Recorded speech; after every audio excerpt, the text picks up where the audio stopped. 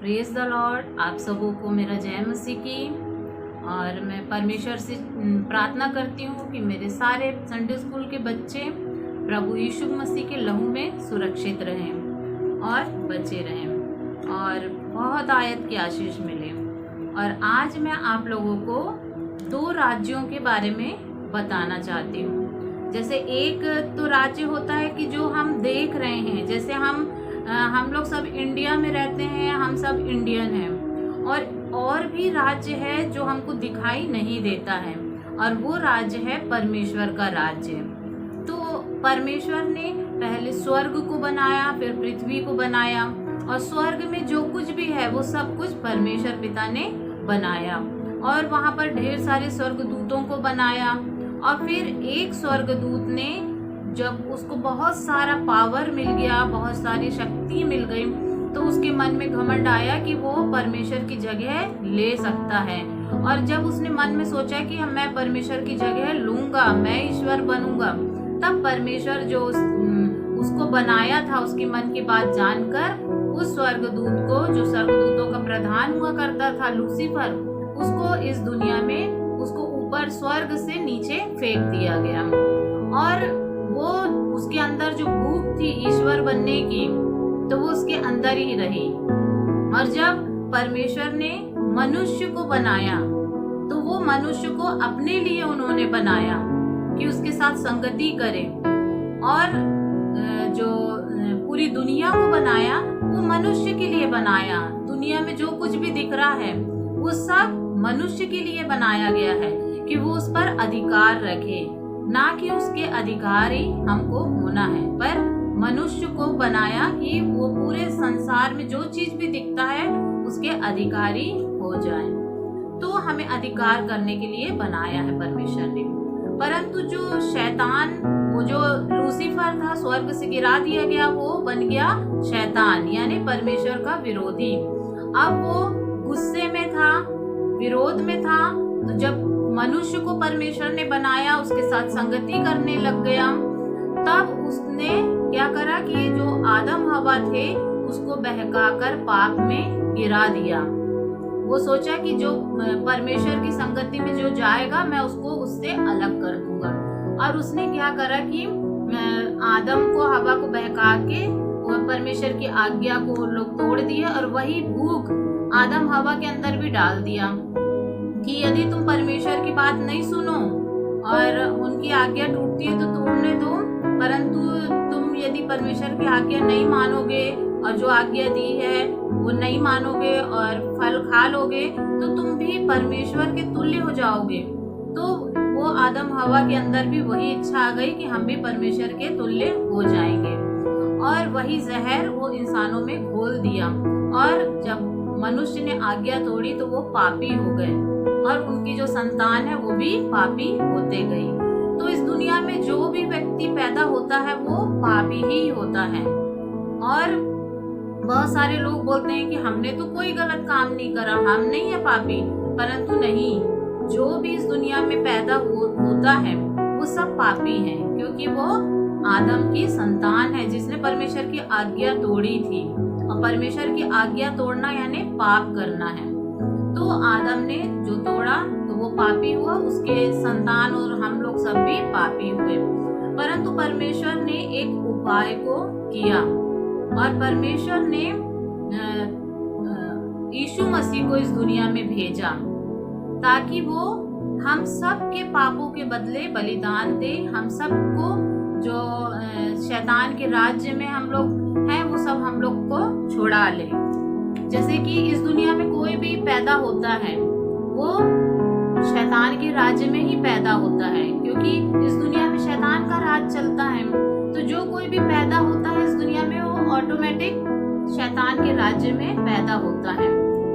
परंतु परमेश्वर पिता ने यीशु मसीह को उपाय के रूप में इस दुनिया में भेजा और अपना राज्य स्थापित किया यीशु मसीह के द्वारा। और यीशु मसीह, हम देख लेते हैं वचन कुलूसियों 1:13, जहाँ पर इस प्रकार लिखा है, उसी ने हमें अंधकार के वश से छुड़ाकर अपने प्रिय पुत्र के राज्य में प्रवेश कराया, जिसमें हमें छुटकारा अर्थात पापों की क्षमा प्राप्त होती है। तो प्रभु यीशु मसीह को इस दुनिया में भेजा कि वो हमें शैतान के राज्य से छुड़ाकर अपने राज्य में प्रवेश कराए, पाप से छुड़ाकर हमें उद्धार दे, क्षमा दे। तो इस तरह हमारा यीशु मसीह इस दुनिया में आकर अपना राज्य को स्थापित किया। तो हम देखते हैं कि ये जो परमेश्वर का राज्य है, तो उस राज्य में वो परमेश्वर ने स्थापित तो कर दिया, पर हम उसमें प्रवेश कैसे कर पाएंगे? तो हम देख लेते हैं वचन यूहन्ना 14 उसका 6 पद। यीशु ने उससे कहा, मार्ग, सत्य और जीवन मैं ही हूँ, बिना मेरे द्वारा कोई पिता के पास नहीं पहुँच सकता। तो यदि हमें परमेश्वर के राज्य में प्रवेश करना है तो सिर्फ एक ही रास्ता है, वो है प्रभु यीशु मसीह।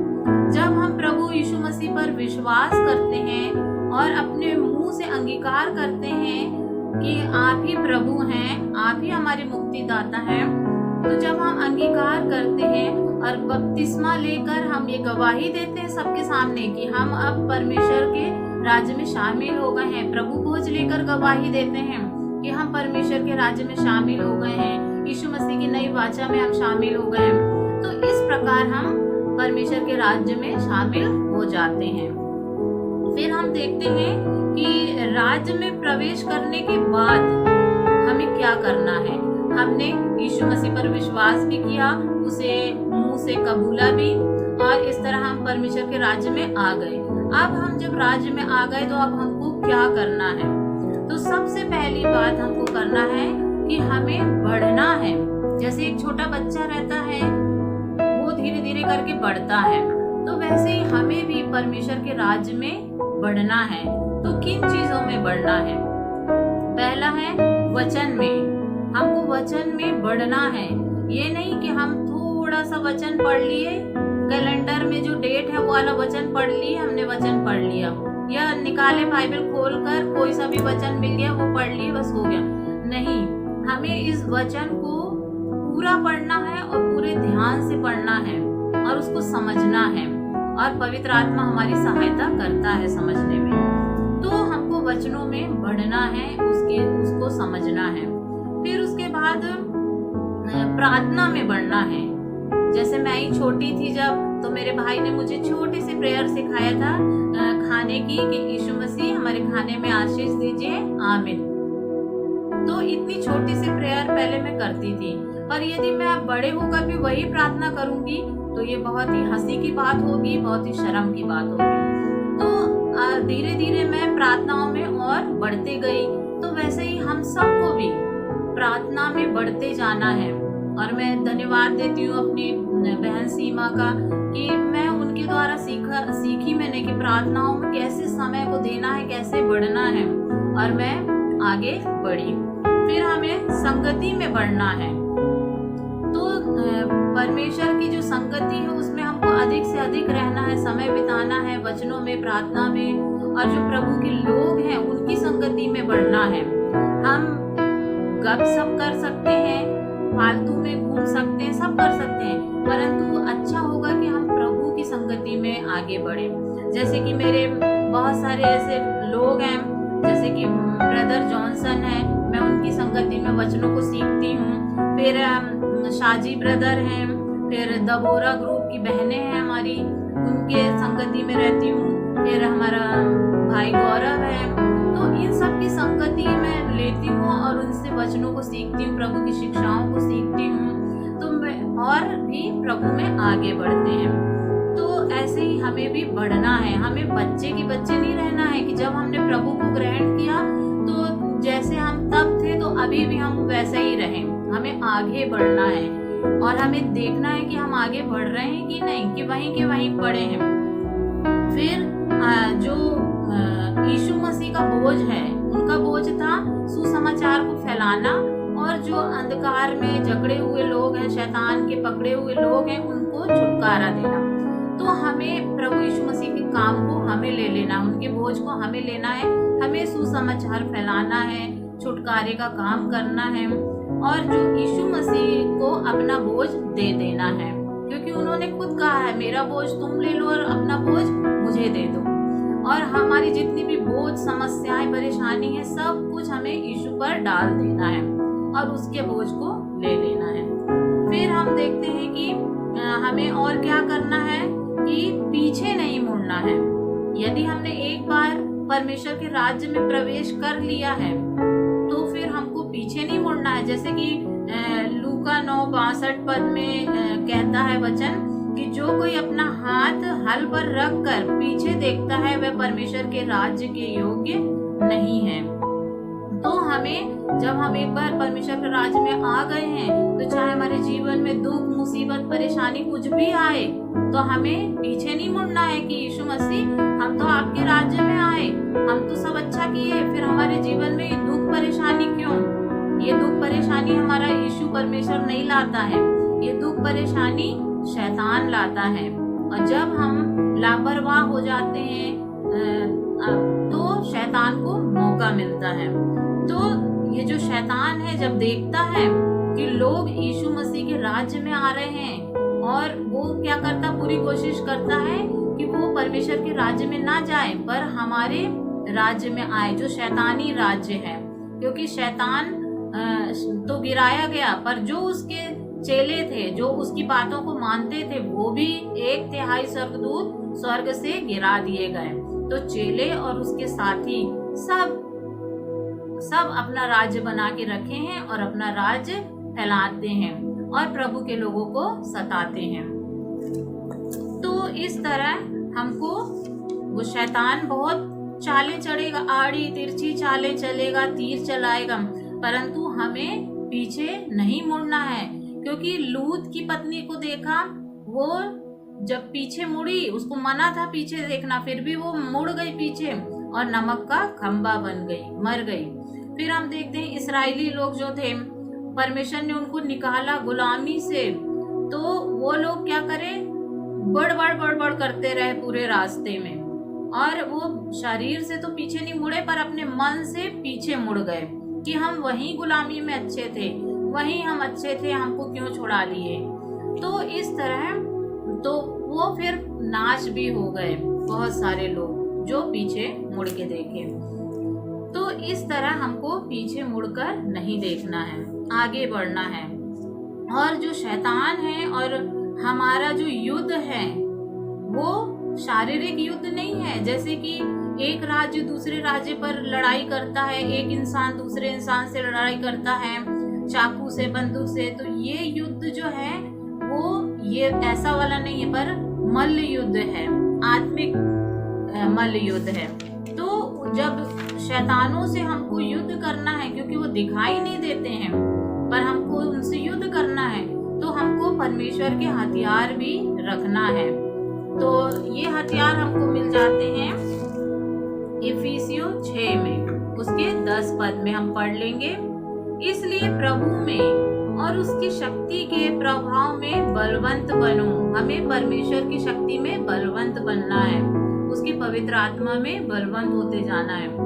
परमेश्वर के सारे हथियार बांध लो कि तुम शैतान की युक्तियों के सामने खड़े रह सको। हमें परमेश्वर के हथियार सारे बांधना है, क्योंकि हमारा यह मल्ल युद्ध लहू और मांस से नहीं, परंतु प्रधानों से और अधिकारियों से और इस संसार के अंधकार के हाकिमों से और उस दुष्टता की आत्मिक सेना से है जो आकाश में है।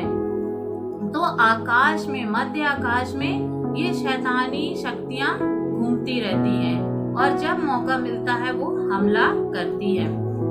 फिर आगे लिखा है, इसलिए परमेश्वर के सारे हथियार बांध लो कि तुम बुरे दिन में सामना कर सको और सब कुछ पूरा करके स्थिर रह सको। इसलिए अब हम देखते हैं कौन कौन से हथियार हैं। तो पहला हथियार है, इसलिए सत्य से अपनी कमर कस कर और धार्मिकता की झिलम पहनकर।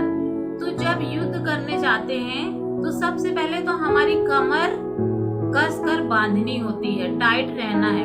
यदि हमारी कमर ढीली हो जाएगी बार बार, तो हम कमर को ठीक करते रहेंगे और शत्रु हमको हमला कर देगा। तो सबसे पहला काम है कि हम अपनी कमर कस लें, तो कमर को हम कैसे कसेंगे? सत्य से। और सत्य कौन है? हमारा यीशु मसीह, क्योंकि यीशु मसीह कहता है सत्य, जीवन और मार्ग मैं हूँ। तो हमारा जो सत्य है वो प्रभु यीशु मसीह है, हमको उसमें बने रहना है, उससे अपने आप को कसना है। फिर धार्मिकता की झिलम पहनकर, तो देखते हैं हम युद्ध में पूरी झिलम पहने रहते हैं, तो धार्मिकता की झिलम हम अपने द्वारा अपने धार्मिक के कामों से नहीं, परंतु हमारी धार्मिकता हमारे प्रभु यीशु मसीह के द्वारा हमें मिलती है। तो वो धार्मिकता की झिलम हमको पहन लेना है। और पाँव में मेल के सुसमाचार की तैयारी के जूते पहनकर, हम युद्ध बिना जूते के नहीं जा सकते। युद्ध में हमें जूते पहनना जरूरी है, और वो जूते हैं मेल के सुसमाचार की तैयारी के जूते। मतलब हम जो सुसमाचार सुनाने जाते हैं, और मेल मिलाव हमें रखना है एक दूसरे से, ताकि हम वो जो सुसमाचार को है लोगों में बांट सके। तो हमको मेल के सुसमाचार के जूते पहनना है। फिर हमको विश्वास की ढाल लेकर स्थिर रहो, जिससे तुम उस दुष्ट के सब जलते हुए तीरों को बुझा सको। शैतान है, तीर हमारे ऊपर चलाता रहता, मतलब हमारे जीवन में वो कहीं से भी मौका पाकर दुख बस परेशानी को डालता है। वो हमला करता है कि ये कहीं ना कहीं से गिर जाए। तो हमको क्या करना है कि विश्वास की ढाल लेना है। ढाल क्या काम करती है? बचाने का। जब हमारा विश्वास पक्का रहेगा कि चाहे जो हो जाए मैं परमेश्वर के विश्वास में पक्का हूँ, तो जब हम विश्वास की ढाल लिए रहेंगे तो सारे तीर बुझते जाएंगे। यदि हमारे पास आएंगे भी वो तीर, तो वो बुझते जाएंगे, क्योंकि हम विश्वास में पक्के हैं। तो विश्वास में हमको पक्के होना है। फिर उसके बाद है उद्धार का टोप और आत्मा की तलवार। तो हमें उद्धार का टोप भी पहनना है हमें, और हमारा उद्धार करता कौन है? हमारा प्रभु यीशु मसीह। वो हमें उद्धार देता है, तो उस उद्धार को हमको ले लेना है, अपने सर में पहन लेना है। और फिर आत्मा की तलवार जो परमेश्वर का वचन है, ले लो। अब जब हम युद्ध करने जा रहे हैं तो तलवार बहुत जरूरी है। विश्वास की ढाल ले ली हमने, हम शैतान के तीरों को बुझाते जा रहे हैं, और जब तलवार चली तो हमको भी तलवार चलाना है, और वो तलवार है परमेश्वर का वचन। जब हमारे अंदर वचन रहेगा तो वो वचन ही बाहर निकलेगा, जो हमारे अंदर रहेगा वही निकलेगा। तो हमको ज्यादा से ज्यादा वचन को अपने अंदर लेना है, ताकि जब शैतान हम पर हमला करे तो वचन को बोल बोल के हम उसका सामना कर सके, क्योंकि वो झूठा है, झूठी बातों में हमको फंसा देता है। बहुत बार हमको ऐसा कर देता है कि तुम इतने गंदे हो, बुरे हो, तुम परमेश्वर के बेटे हो ही नहीं सकते, तुम स्वर्ग जा ही नहीं सकते। ये सब फालतू की बातें वो हमारे मनों में डालता है, परंतु हमको वचनों का सहारा लेना है कि नहीं, हम परमेश्वर की दया अनुग्रह हमारे पास हुई है और उसने हमारा उद्धार किया है, तो हम स्वर्ग जाएंगे। हम उसके दया अनुग्रह के कारण धर्मी भी ठहराए गए। हम उसके कारण ही हम यीशु मसीह के द्वारा हम मरे भी और उस चीज के साथ जी भी उठे हैं, और उसके साथ ही हम परमेश्वर के पास दाहिनी ओर सिंहासन में बैठ भी गए हैं। तो हमें वचनों के द्वारा बोल के शैतान को अपने से दूर भगाना है। जैसे कि यीशु मसीह की जब परीक्षा हुई, शैतान ने ली, तो उन्होंने वचन बोल कर ही उसे भगाया, उसे हराया। तो हमें भी वचनों के द्वारा ही अपने हर गलत बातों को और गलत चीजों को, अंधविश्वास को हमें दूर करना है। फिर हम देखते हैं कि ये सब हथियार हमको ले लेना है। फिर हम देखते हैं कि परमेश्वर के राज्य के कानून हैं। कुछ हथियार हमने ले लिए, और फिर उस राज्य के अब हम कुछ कानून भी है जिसको हम देखते हैं। तो पहला कानून है परमेश्वर से प्रेम, यानी अगर हम उसके राज्य में आ गए हैं तो हमको उससे प्रेम करना है। और कैसा प्रेम करना है? मरकुस 12:30 में लिखा है, तू प्रभु अपने परमेश्वर से अपने सारे मन से और अपने सारे प्राण से और अपनी सारी शक्ति से प्रेम करना है। तो हमको उससे बुद्धि से भी काम लेना है, अंधविश्वास से नहीं। बुद्धि से भी सोचना है, पूरे मन से सोचना है और पूरी शक्ति लगा देना है और परमेश्वर से इस तरह प्रेम करना है। और फिर उसके बाद दूसरा कानून है, अपने पड़ोसी से अपने समान प्रेम करना है। मरकुस 12:31 इसी के आगे में लिखा है कि तू अपने पड़ोसी से अपने समान प्रेम रखना। तो हमको अपने पड़ोसी से प्रेम करना है। और हमारा पड़ोसी कौन है? हमारे बाजू में जो रहते वो तो है पड़ोसी, पर हमारा वो भी पड़ोसी है जो जरूरतमंद है। यदि हमारे सामने कोई जरूरतमंद है तो वो हमारा पड़ोसी है, हमें उसकी मदद करना, उससे प्रेम करना है। ये दो बड़ी आज्ञाएं बाइबल में पाई जाती हैं। एक तो अपने परमेश्वर को पूरे मन से, पूरे प्राण से और पूरी शक्ति से हमको प्रेम करना है और अपने पड़ोसी को अपने समान प्रेम करना है। जैसे कि लाजर और धनवान व्यक्ति की कहानी सुने होंगे। धनवान व्यक्ति का पड़ोसी था लाजर। वो बेचारा बीमार पड़ा रहता था, उसको न खाने को था, न उसकी पट्टी बांधने के लिए था, न कुछ था। और जो धनवान व्यक्ति था रोज अपना जीवन ऐशो आराम से बिताता था, परंतु उसकी सुधि नहीं लिया। उसके सामने ही रहता था वो, उसके दरवाजे के सामने, पर ना कभी उसने खाना खिलाया, ना उसके जख्म में कभी पट्टी बांधी, ना कभी उसकी कोई सहायता मदद करी। तो परमेश्वर इसी बात से बहुत नाराज होते हैं। हमारे पास सब कुछ अच्छा है, खाना पीना कपड़ा सब कुछ है, अच्छी बात है, परंतु हमें यदि हम सामने वाले की मदद नहीं कर रहे हैं तो ये परमेश्वर के लिए बहुत ही खराब बात है। वो इस बात से बहुत ही नाराज होते हैं। तो हमें अपने पड़ोसी से प्रेम करना है, फिर अपने भाई से प्रेम करना है। जैसे कि लिखा है ये 1 यूहन्ना 4:20 में, यदि कोई कहे कि मैं परमेश्वर से प्रेम रखता हूँ और अपने भाई से बैर रखे तो वह झूठा है, क्योंकि जो अपने भाई से जिसे वो देखता है प्रेम नहीं रखता तो वह परमेश्वर से भी जिसे वह नहीं देखता प्रेम नहीं रख सकता। जब हम अपने आसपास के लोगों से ही प्रेम नहीं कर सकते हैं तो हम उस परमेश्वर से कैसे प्रेम कर सकते हैं जिसको हमने कभी देखा नहीं, बस महसूस किया है उसे। तो हम कैसे बोल सकते हैं कि हम परमेश्वर से प्रेम करते हैं? तो ये 3 तरह के कानून हैं कि हमें परमेश्वर से प्रेम करना है, पड़ोसी से प्रेम करना है और भाई से प्रेम करना है। और भाई हमारे सभी भाई हैं। फिर परमेश्वर के राज्य के सिद्धांत भी हैं। तो वो क्या सिद्धांत है कि जो भी उस परमेश्वर के राज्य में यदि प्रवेश किया है तो वो व्यक्ति चाहे जो भी हो वो महत्वपूर्ण है, परमेश्वर के लिए कीमती है, अनमोल है। और फिर दूसरा है कि हर एक की विशेष सेवा है। तो जो भी उसके राज्य में आता है उसकी अलग अलग सेवा है। हाँ, बहुत बड़ी सेवाएं भी हैं, छोटी सेवाएं भी हैं, अलग अलग तरह की सेवाएं हैं। तो ये उसके राज्य की सबको अलग अलग सेवा मिलती है। किसी को बहुत चंगाई करने की, छुटकारा देने की, तो भविष्यवाणी करने की, सुसमाचार सुनाने की। तो किसी को, कई लोग जो रहते हैं ये सब नहीं भी करते हैं तो वो लोग क्या करते हैं, प्रभु के लोगों की मदद करते हैं, सहायता करते हैं, ये भी सेवा है। और प्रार्थना, घर में बैठकर हम लोगों के लिए प्रार्थना कर रहे हैं, उद्धार के लिए प्रार्थना कर रहे हैं, चंगाई के लिए प्रार्थना कर रहे हैं, ये भी एक सेवा है। तो ये छोटी छोटी सेवा रहती है तो जो मायने रखती है। और फिर यह है परमेश्वर के राज्य में जो भी सेवा करते हैं उसका परमेश्वर एक प्रतिफल भी देगा।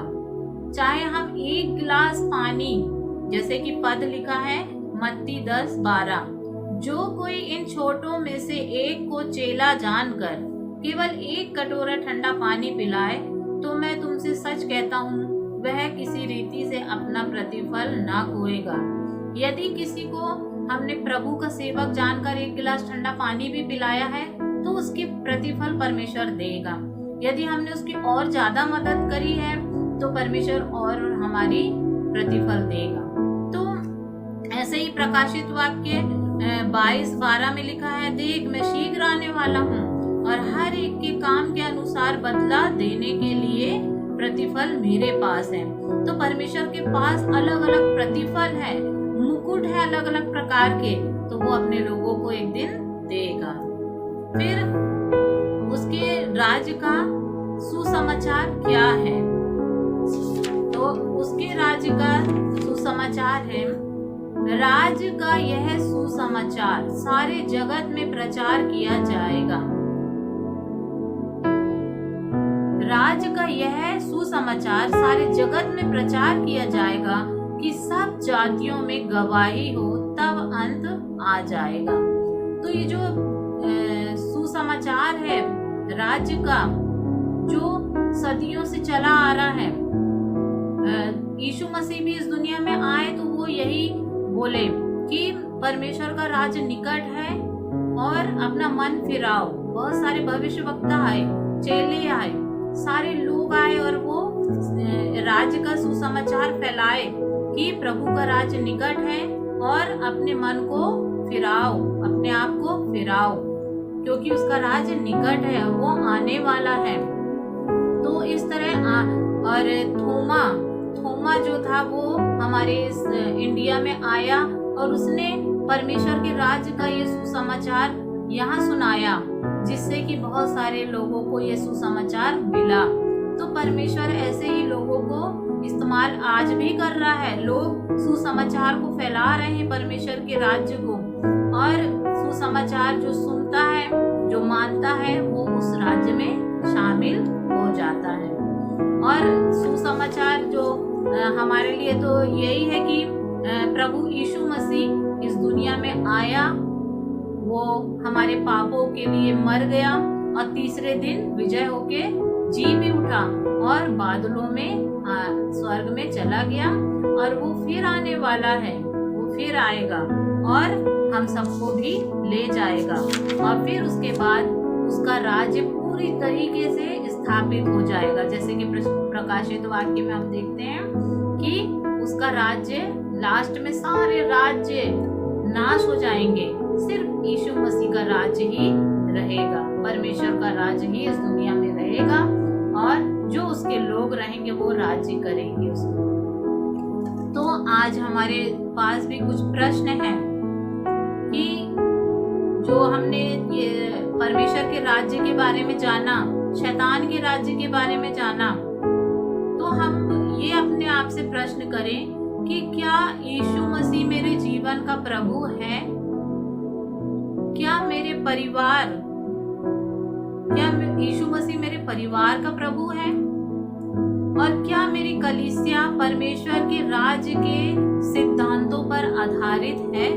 जिस हम कलीसिया में जाते हैं, तो क्या वो परमेश्वर के राज्य के सिद्धांतों पर चल रही है, उसी के अनुसार है? जैसे कि ये सिद्धांत हमने देखे कि हर एक व्यक्ति महत्वपूर्ण है, हर एक की विशेष सेवा है और हर एक का सेवा का प्रतिफल है। तो हमें आज ये सोचना है कि क्या हम प्रभु के राज्य में हैं? क्या हमारा परिवार है, हमारे आस पड़ोस के लोग हैं क्या परमेश्वर के राज्य में, हमारे रिश्तेदार हैं क्या? और यदि नहीं, तो हमें उन सब के लिए प्रार्थना करना है कि प्रभु हम आपके राज्य में आ जाएं, शामिल हो जाएं, हमारा परिवार आपके राज्य में शामिल हो जाए, हमारे लोग आपके राज्य में शामिल हो जाएं।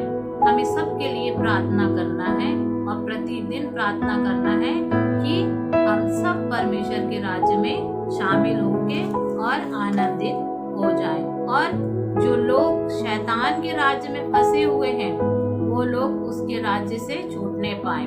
आज बहुत सारे लोग हैं जो इस बोझ को दिल में लिए हैं कि हम भी यीशु मसीह की तरह हम भी जाएं और लोगों को जो शैतान के राज्य में है वो तो नरक में ही जाएंगे, तो उनके मन में बोझ है कि वो शैतान के राज्य से उनको झपट के निकाल ले और परमेश्वर के राज्य में शामिल करा ले।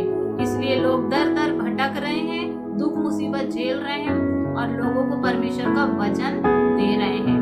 और वो अपनी जान को भी खो रहे हैं। बहुत सारे लोग हैं जो शैतान के राज्य के बिल्कुल कंट्रोल में हैं, तो ऐसे लोग परमेश्वर के राज्य को पसंद नहीं करते हैं, तो वो उनके दूतों को भी मार डालते हैं, नाश कर देते हैं। तो वो जो शैतान है वो शरीर को ही नाश कर सकता है, परंतु आत्मा को नाश नहीं कर सकता है। तो लोग बोझ के साथ प्रचार करते हैं, सुसमाचार सुनाते हैं कि लोग बचने पाए।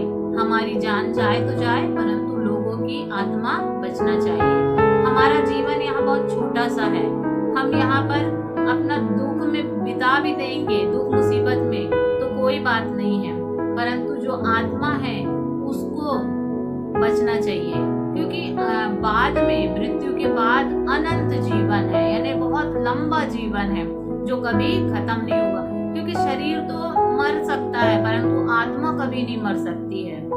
आत्मा तो जीवित रहेगी, तो उसको कहीं ना कहीं तो जाना होगा, या तो वो अनंत जीवन में प्रवेश करेगी या अनंत मृत्यु में, या तो वो स्वर्ग जाएगी या नरक में। ये बातें कई लोगों को कहानी किस्सा जरूर लगती है, परंतु ये बिल्कुल सत्य है। तो जो विश्वास करता है उसके लिए भी ठीक, और जो विश्वास नहीं करता है उसके लिए बड़े दुख की बात है कि जो विश्वास नहीं करता है। तो परमेश्वर अनुग्रह करे, दया करे, और इस वचन के द्वारा आप सबको आशीष मिले, और प्रभु यीशु मसीह आप सबको अपने लहू में छुपा कर रखे, सुरक्षित रखे। प्रभु का महिमा हो। प्रेज